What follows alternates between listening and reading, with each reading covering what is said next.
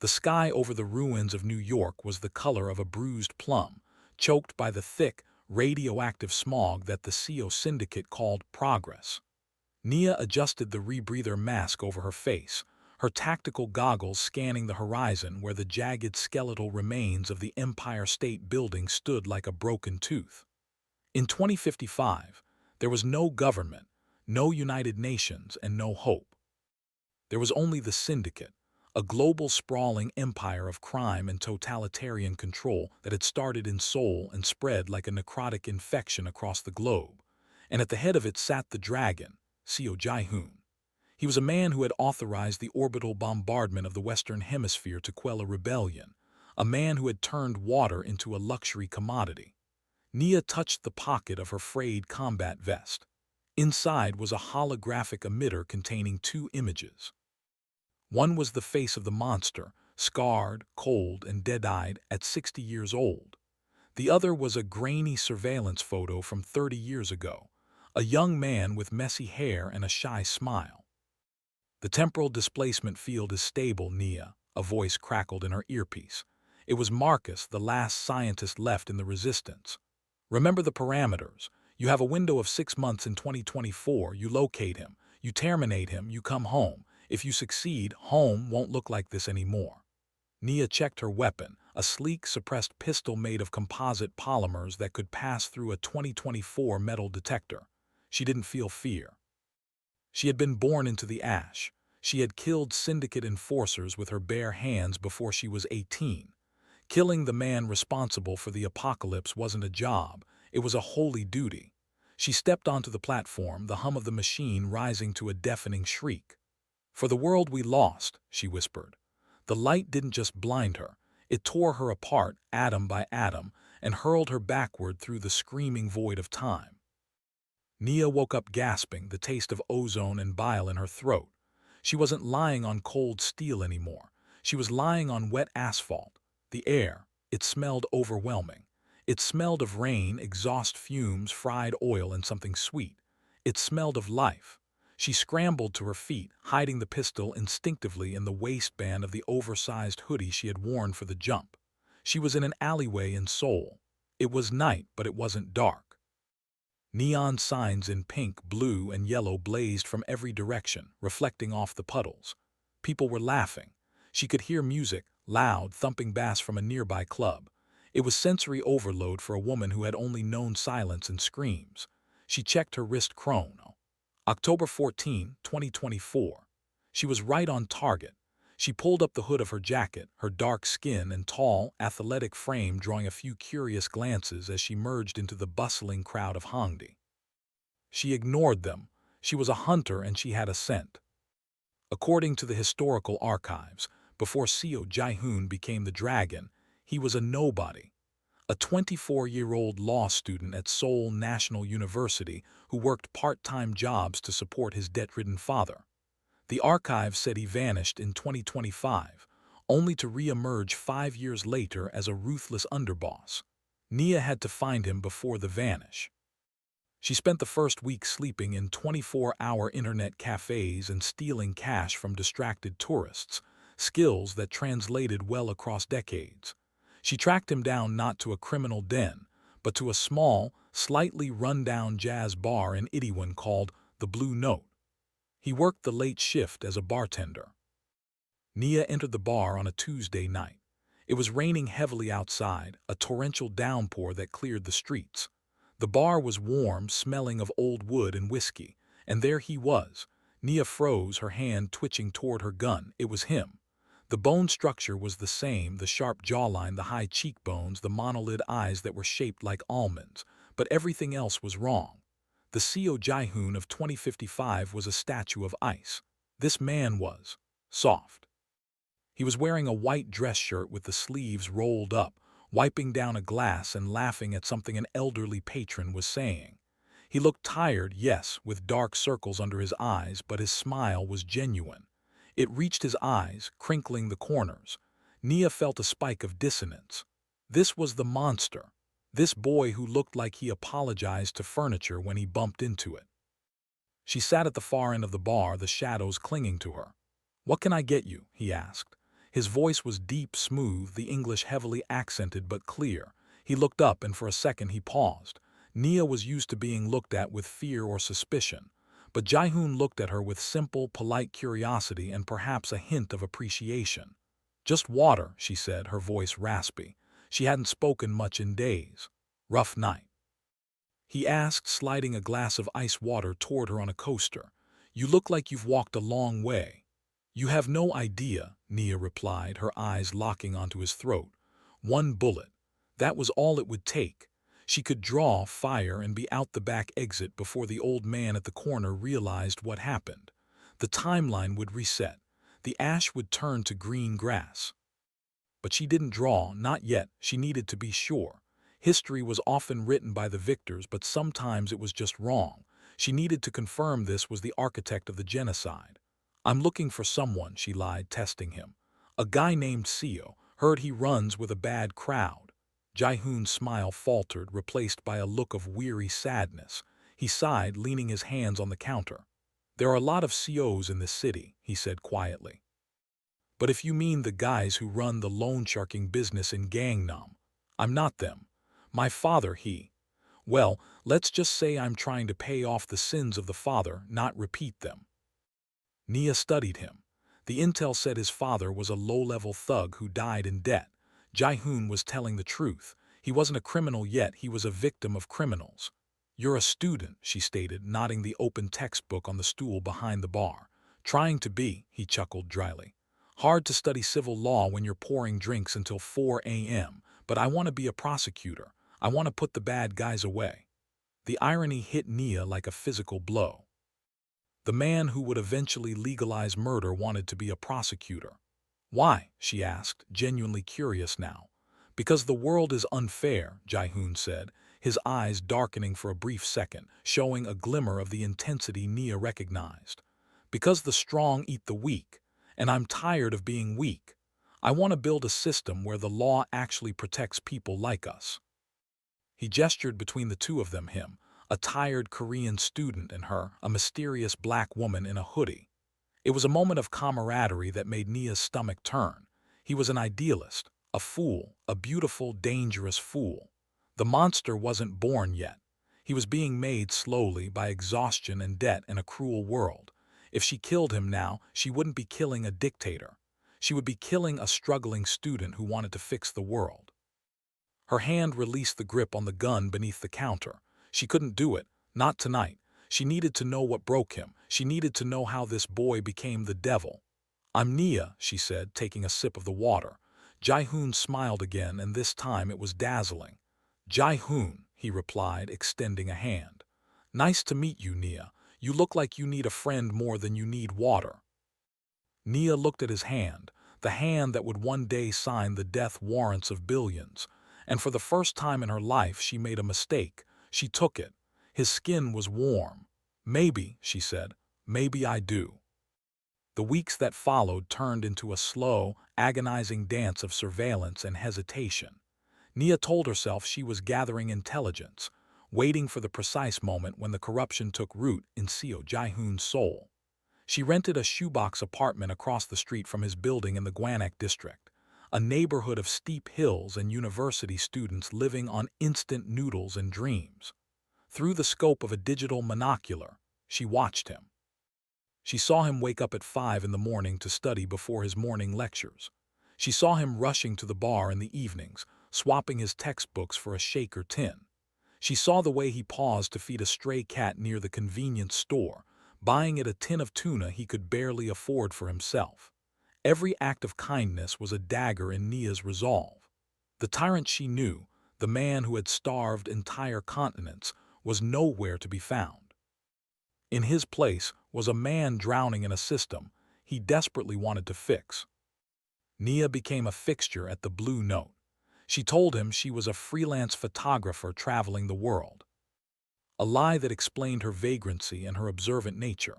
They spoke in the quiet hours before the midnight rush. Ji-hoon was fascinated by her. He asked about the places she had visited, and Nia found herself weaving tapestries of a world that existed before the fire, stories her grandmother had told her about a Paris with lights and an Amazon with trees. "It sounds beautiful," Ji-hoon said one night, drying a glass. Sometimes I feel like this city is just a cage made of neon lights. Everyone is running, but no one is going anywhere. We are all just trying to survive the debt. He looked at her, his dark eyes intense. But you, Nia, you have a stillness about you, like you've seen the end of the world and decided it wasn't worth fearing. Nia gripped her glass tightly. If only he knew. The turning point didn't come with a grand explosion, but with the squeal of tires on wet pavement. It was 3 weeks into her mission. Nia was trailing Ji-hoon home after his shift. It was 3 a.m., the streets slick with the relentless autumn rain. As Ji-hoon turned the corner toward his apartment complex, a black sedan skidded to a halt, cutting him off. 4 men stepped out. They weren't the polished, military-grade soldiers of the future syndicate. These were raw, messy thugs swinging baseball bats and iron pipes. They were the collectors.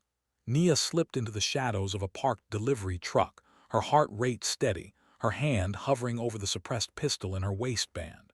She should let them beat him. Maybe this was it. Maybe the brain damage from a beating would turn off his empathy. Maybe the humiliation would spark the rage that burned the world. Ji-hoon, the leader sneered, a man with a gold chain and a cheap suit. Your father missed another payment. The interest is compounding. We're done waiting. Ji-hoon held his hands up, his voice shaking but defiant. I paid you last week. The principal is almost gone. You can't just double the interest rate whenever you feel like it. That's illegal. The thugs laughed, a harsh, ugly sound. Illegal? Look around, kid. The law doesn't come to this neighborhood at night. The leader swung the bat, catching Ji-hoon in the ribs. The crack of bone was audible even from where Nia stood.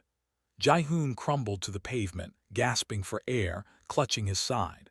The men circled him like wolves, raising their weapons for a finishing volley.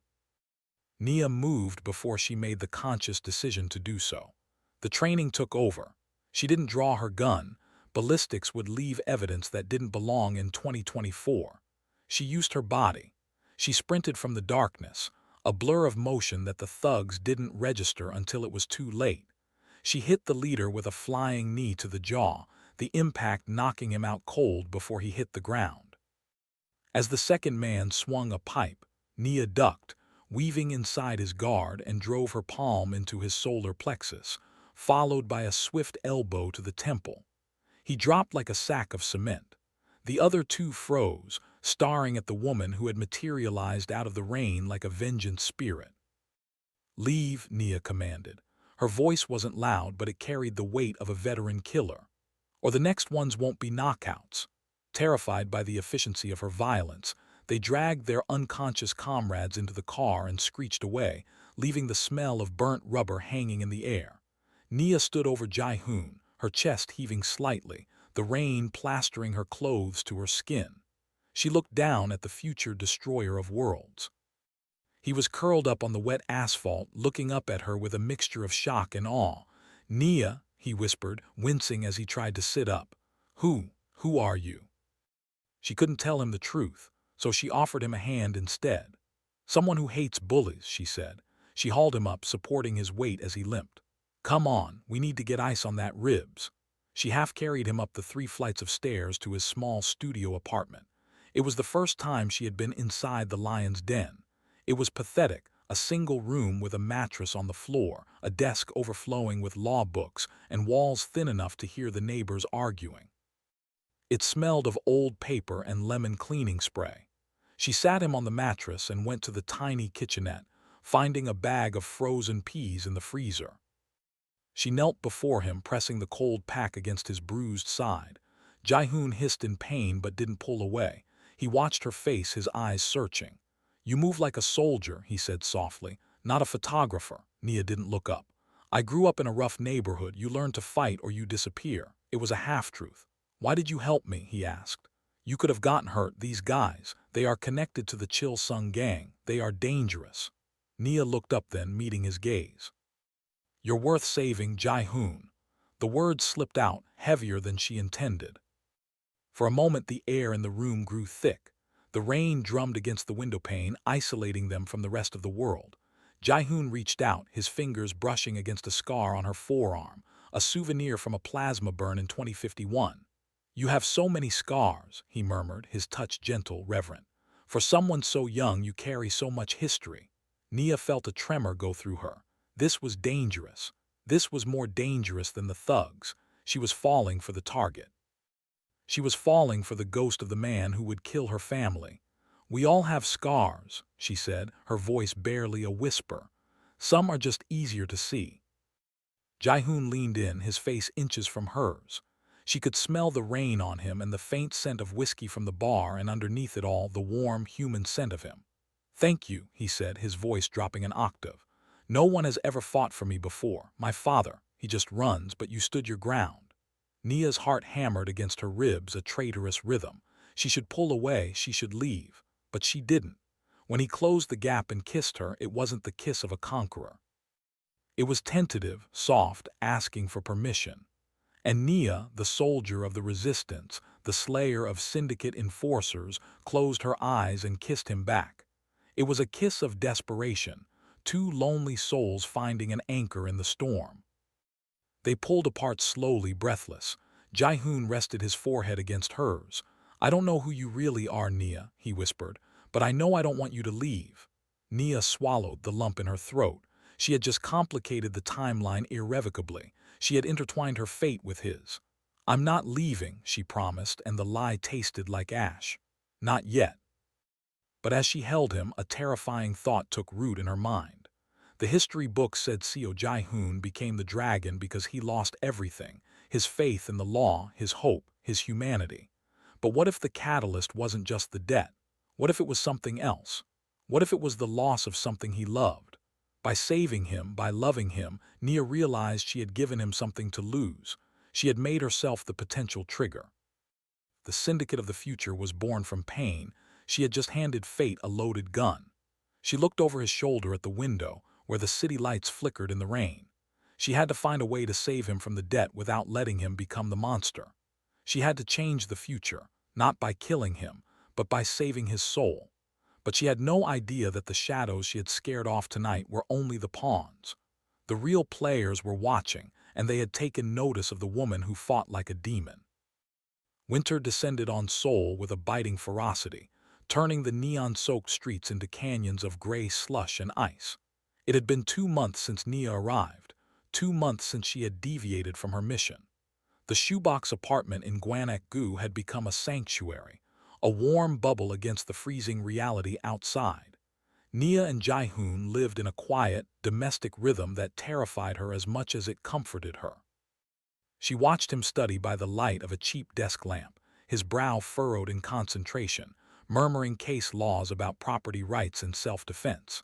He was brilliant, driven by a naive belief that if he just memorized enough statutes, he could shield them from the wolves at the door. But Nia knew better. She knew that in the timeline she came from, the law was just a weapon the strong used to bludgeon the weak. And she knew that the wolves were circling closer. "Status report, Nia." The voice of Marcus in her earpiece was no longer just static, it was a constant, nagging conscience. She was standing on the balcony, smoking a cigarette she didn't enjoy, watching the snow fall. "Target status, alive," she whispered, the vapor rising from her lips. "Timeline status, unchanged." Marcus sighed, a sound of digital frustration. "The probability models are shifting." "Nia, we're seeing fluctuations in the 2030 geopolitical data. You're changing him, but not in the way we planned. You were supposed to excise the tumor, not feed it. If you don't act soon, the window closes. The displacement field will recall you in 3 months, whether you're done or not." Nia flicked the cigarette into the alley below. "He's not a tumor, Marcus, he's a man. And the monster isn't born yet." "Then stop him before he is," Marcus snapped before the connection cut out. Nia went back inside. Ji-hoon was asleep at his desk, head resting on an open textbook. She brushed a lock of hair from his forehead. He looked so young, so harmless. But earlier that day she had seen the cracks forming. Ji-hoon had gone to the district police station to file a formal complaint against the Chil-sung gang for harassment and extortion. He had gone in a pressed suit, armed with evidence and faith. He had come back with a split lip and a bruised ego. The police captain hadn't just dismissed him, he had laughed.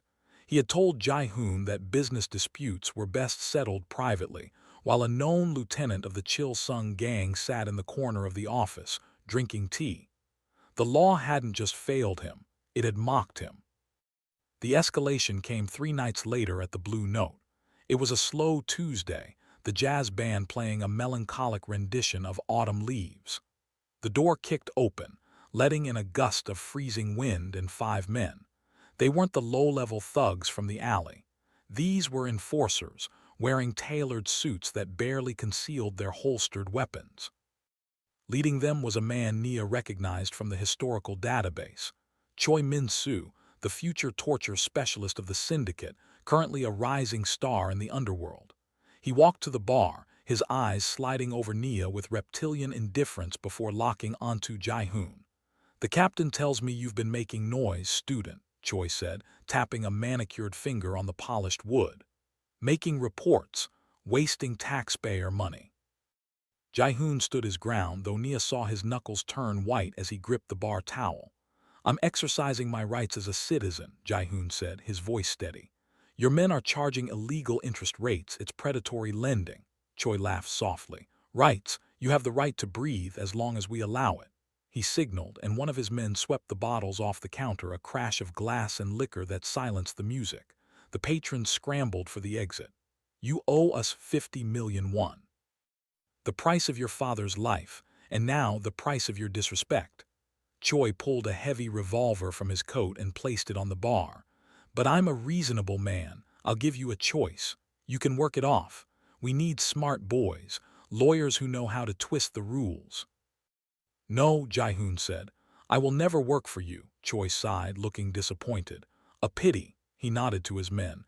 "Teach him the lesson the police couldn't." The enforcers vaulted the bar. Nia moved instantly. She grabbed a heavy glass ashtray and smashed it into the face of the first attacker, spinning to kick the second in the knee. The brawl was chaotic, confined in the narrow space behind the bar. Nia was a whirlwind of lethal efficiency, but she was holding back. She couldn't use her future tech pistol, and she couldn't kill them without drawing the entire underworld down on them. She was fighting to disable, not to destroy. But there were too many. One of them managed to grab her hair, slamming her head against the cooler. Stars burst in her vision. She fell, and a heavy boot connected with her ribs. "Nia!" Ji-hoon screamed. The sound was raw, primal. Seeing her fall triggered something in him that no law book could suppress. He didn't reach for the phone to call the police. He reached for the revolver Choi had left on the bar, a test, a taunt. Ji-hoon's hand closed around the cold steel. He didn't tremble, he didn't hesitate. He raised the gun and fired. The boom was deafening in the small space.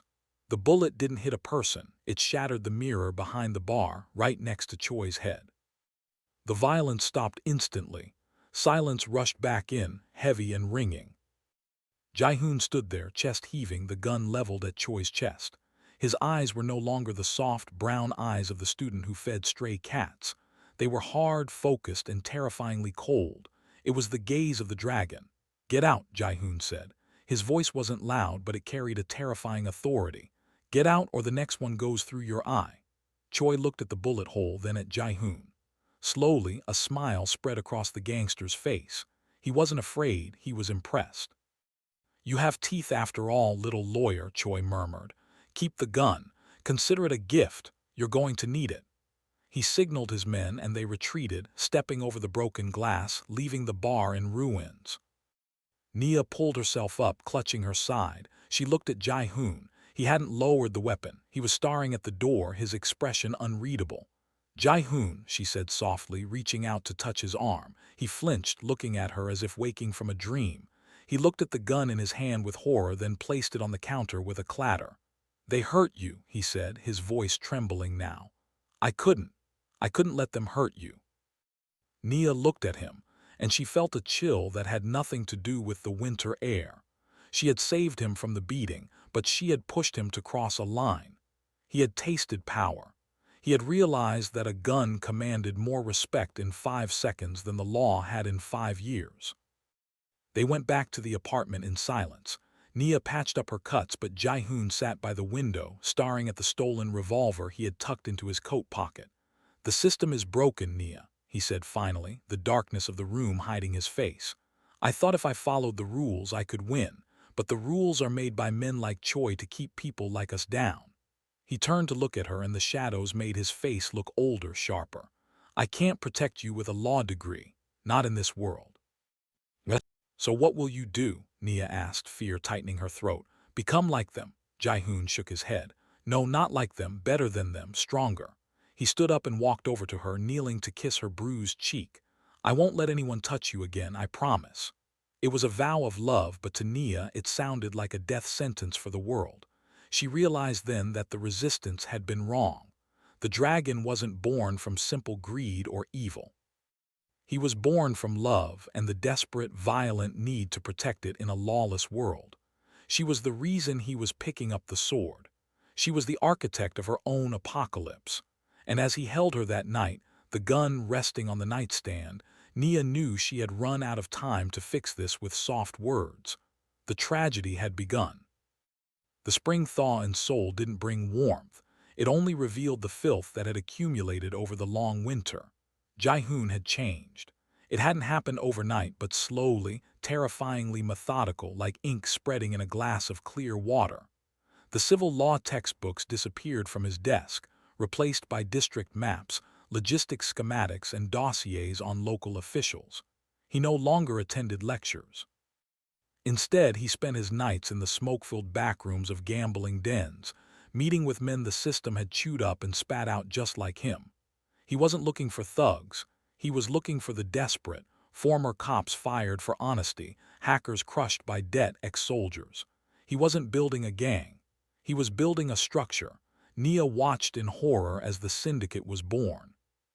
The very same beast that would burn the world 30 years later was now germinating in a cramped apartment in Gwanak, and the catalyst was her love. "We have to leave," she said one evening, watching Ji-hoon clean the trophy revolver. His movements had become confident, practiced. "Let's just go, Ji-hoon, to Busan, to Japan, anywhere. Let's leave this behind." Ji-hoon looked up at her. The soft light that had captivated her in the jazz bar was gone. In its place burned a cold, calculating fire. "Run," he asked quietly. "Running is a victim strategy, Nia. My father ran his whole life and look where he ended up. In a nameless grave with debts that pass to me. I will not run. I will take everything they took from us, and I will build a world where no one dares to threaten you." His motivation was flawless and terrible. He was doing this for her.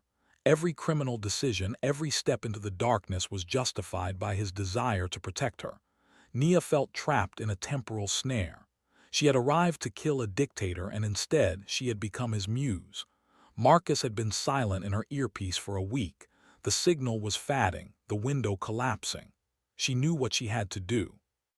She should put a bullet in the back of his head right now while he sat with his back to her. But her hand wouldn't move. She loved him. She loved the boy who fed cats, and she still saw his shadow in this new, hard man. The culmination came in April. Ji-hoon didn't wait for Choi Min-soo's men to return for the debt. He struck first. Using his brilliant analytical mind, he found the weak point in Choi's empire, not the muscle but the money. He located where the gang kept their black fund before laundering, a seafood warehouse in Incheon port. "Tonight we end this," he said, putting on a long black coat. It wasn't a suggestion, it was a command. Nia went with him. Not to help him win, but in the desperate hope of stopping him from the final step, the point of no return. If he killed in cold blood, the dragon would fully awaken. The port smelled of salt, rotting fish, and diesel. Rain poured in sheets, masking their approach. The operation went terrifyingly smooth. The men Ji-hoon had recruited worked with military precision, cutting the cameras and neutralizing the guards without raising an alarm. Ji-hoon learned fast, too fast. They entered the main office of the warehouse, where Choi Min-soo was counting stacks of cash. The gangster looked up, surprise flickering in his eyes for a second before being replaced by rage. He reached for his holster, but Ji-hoon was faster. The shot cracked dryly, the bullet slamming into Choi's shoulder, knocking him back into his leather chair. Ji-hoon walked toward him, gun raised. He didn't look agitated. He looked like a judge reading a verdict. You thought the law was a shield you could hide behind while you robbed the poor, Ji-hoon asked, his voice devoid of emotion. You were wrong. The law is just a fairy tale told to children. In reality, there is only power. Choi wheezed, clutching his wound, blood seeping through his fingers onto the stacks of one. You're a dead man, kid, he hissed. You think killing me solves this. There are men above me. The Seven Stars clan will grind you to dust. No, Ji-hoon countered calmly. They won't grind me. They will come to me because I have their money now and I have you, or rather your position. Nia stepped forward, grabbing Ji-hoon's arm. Enough, Ji-hoon, we have the money, we can leave. Don't do this, don't become a murderer. She pleaded with him, searching his face for any remnant of humanity. If you kill him, there is no going back. You become the thing you wanted to fight. Ji-hoon looked at her, and in his gaze was such deep sadness and such terrible resolve that Nia's breath hitched. I'm not that student anymore, Nia. I died in that alley when they beat me. If I leave him alive, he comes for you. He finds us. I cannot risk you. Never. He gently removed her hand. It was a goodbye to his past life. He turned back to Choi. I sentence you to oblivion, he said, a phrase that would become the Syndicate's motto years later. The second shot was precise. Choi Min-soo went silent forever. Silence rushed back into the office, broken only by the drumming of rain on the metal roof. Ji-hoon stood over the body, inhaling the scent of gunpowder. He didn't shake. He didn't vomit. He seemed to grow taller, his shoulders straightening as if he had shed a heavy burden. He turned to Nia, his face splattered with a speck of blood, but he was smiling. It wasn't a maniac's smile. It was the smile of a man who had finally taken control of his destiny. We are safe now, he said, extending a hand that was stained with a stolen life. Now, no one will dare touch us. Nia looked at his hand. She didn't see safety. She saw millions of deaths. She saw burning cities and orbital bombardments. She saw the end of the world. And the most horrifying realization was that she had put the gun in that hand. Her love, her interference, her attempt to save him had created the monster. She hadn't prevented the future, she had ensured it. At that moment, her wrist chrono let out a high-pitched beep. The temporal window was opening. She had hours left to finish the mission. To kill the dragon. Now that he stood before her, newborn and intoxicated by his first kill, it was her only way out. But as he pulled her into a hug, pressing her against his blood-spattered coat, whispering words of love and promises of eternal protection, Nia knew she couldn't pull the trigger. She had lost. Love had defeated duty, and the world was doomed. The beeping of the wrist chrono transformed from a warning into a screaming siren, a sound that only Nia could hear, piercing through the drumming rain on the warehouse roof. Initiating recall protocol, Marcus's voice cut through the static, sounding resigned, defeated. 30 seconds, Nia. If he is breathing when you return, the mission is a failure. The timeline cements itself. Do it. Nia stepped back from Ji-hoon, her heart fracturing in her chest. The man standing before her was no longer the struggling student. He was the seed of the dragon, and she had watered that seed with her own affection. He looked at her, confusion clouding his dark eyes as she retreated. Nia, what is that sound? What's wrong?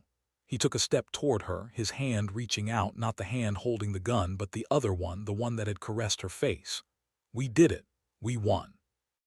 No, Nia choked out, tears finally spilling over, mixing with the rain and blood on her face. You didn't win, Ji-hoon. You lost. We both lost. She reached into her waistband and drew her weapon, not the conventional pistol she had carried for disguise, but the sleek, chromatic energy sidearm from 2055. The hum of its power cell charging filled the silence between them. Ji-hoon froze, staring at the futuristic weapon, the blue light reflecting in his widened eyes. He didn't raise his own gun. He didn't try to defend himself. He just looked at her with a devastating, open vulnerability. I'm not a photographer, Nia confessed, her voice trembling. I'm not from this time. I come from a place where the sky is black and the oceans are dead. A place you built, Ji-hoon. I came here to kill you before you could become the monster who destroyed my world. Ji-hoon stood motionless, processing the impossible. But he was a genius, a tactician born of necessity. He looked at the weapon, at the desperation in her eyes, and the pieces clicked together. You came to kill me, he whispered, his voice cracking. but you saved me instead. And that was my mistake, she sobbed, leveling the gun at his chest. I made you this. I taught you that violence works. I gave you a reason to be ruthless. If I pull this trigger, the world lives. My family lives. Then do it, Ji-hoon said softly. He dropped his own revolver. It clattered loudly on the concrete floor. He spread his arms wide, opening his chest to her. If I am the reason you suffer, if my existence hurts you, then end it. I would rather die by your hand than live in a world without you. Nia's finger tightened on the trigger. She closed her eyes, visualizing the ruins of New York, the gas masks, the starvation. She tried to summon the hate she had carried for years, but all she could feel was his lips on hers in the small apartment, the warmth of his hand, the way he looked at her like she was the only star in a dark sky. The paradox crushed her. The man who destroyed the world did it because he learned that love required absolute power to protect.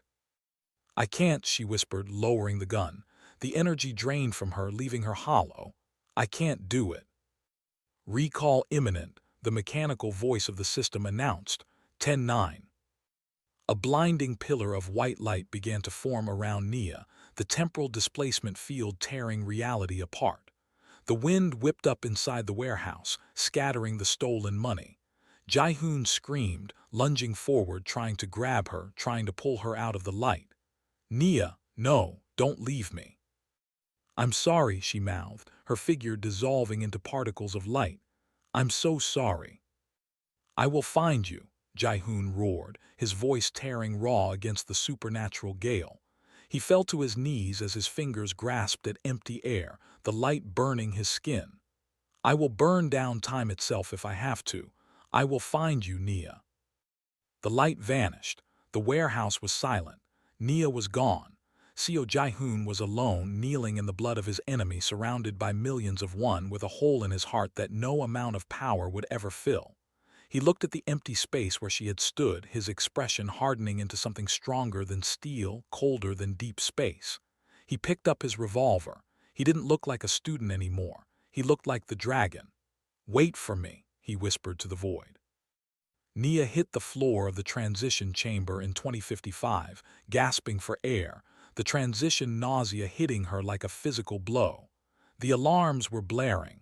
Smoke filled the room, but it wasn't the clean, sterile lab she had left. It was a ruin. The resistance base was under attack. She's back, a voice shouted. Rough hands grabbed her, hauling her up, but they weren't her comrades.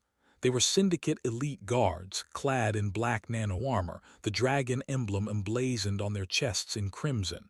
Nia reached for her weapon, but it was gone. Don't shoot, a commanding voice echoed through the chamber. The guards parted instantly, snapping to attention. Nia looked up, her vision blurring. Walking toward her was a man leaning on a cane made of black obsidian. He was old, his hair white as snow, his face a map of deep lines and old scars. But the eyes, those sharp, almond-shaped eyes, were unchanged. They were the eyes of the boy in the jazz bar, hardened by 30 years of absolute conquest. It was Seo Ji-hoon, the dragon. He didn't look at her with malice. He looked at her with a weary, tragic relief. He stopped a few feet away, trembling slightly. The entire world outside was ash because of him. He had crushed governments, starved nations, and built a global empire of iron and blood. The resistance thought he wanted power. They were wrong. You, Nia breathed, paralyzed by the sight of him. You knew I would come back here. I have waited 30 years, the dragon said, his voice a rasp of gravel and velvet. 30 years of building this cage. He gestured around at the fortress, at the world beyond.